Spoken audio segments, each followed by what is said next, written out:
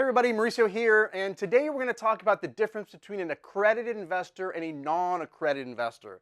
And the reason this is so important is that many of the offerings or the syndications that are out there may only be limited to accredited investors only. And so it's very important for a syndicator to know whether their prospective investors are accredited or non-accredited, but it's also just important if you're a passive investor to understand your accreditation status so you know which deals you're eligible for and which deals you're not. Up until recently, whether you were accredited or not was purely based on how much money you made or how much money you had. It was purely financial. And there's been a lot of debate over the years as whether this is really an appropriate measure to determine whether somebody's accredited or not, or if somebody's really should be eligible for a deal.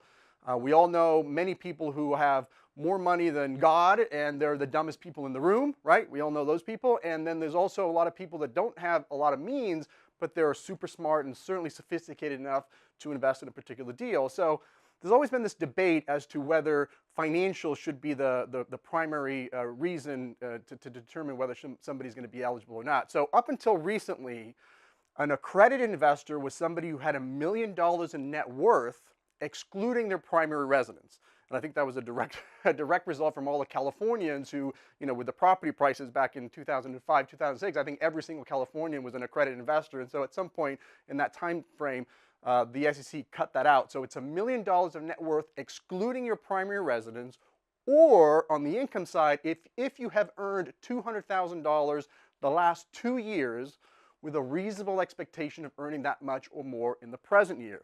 And if you want to combine incomes with your spouse, that number is going to go up to $300,000 for the last 2 years with a reasonable expectation of earning $300,000 with your spouse.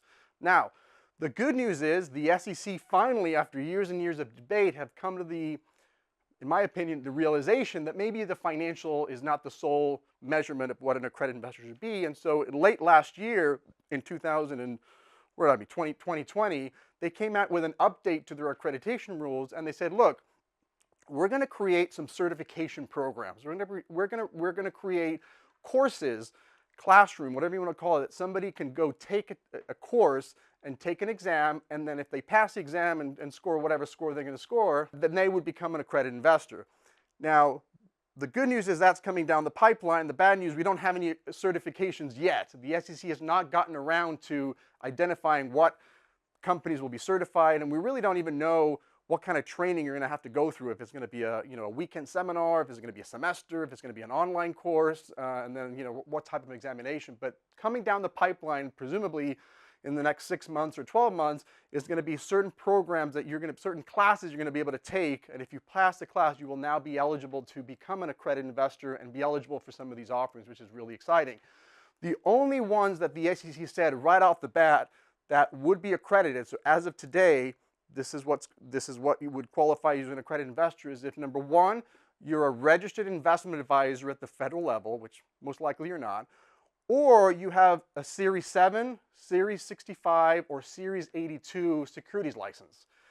So either you have those already and you're therefore an accredited investor now, even though you may not have the net worth or the income, or if you're a non-accredited investor right now, but you want to be, one of the things you can do is you can run out and go get yourself probably a Series 65. That's probably the easiest one to get. But if you go get yourself a Series 7, Series 65 license, which is just study for an exam, pass the exam, and then register with your specific state under that licensing, well, then you're also going to be now an accredited investor, and that's going to open up your world in terms of offerings that you're going to be able to do. So it's exciting to see what's going to be coming down the pipeline, and I'm sure as these new rules come out and the new certification programs come out, we'll be back here updating you on what that looks like.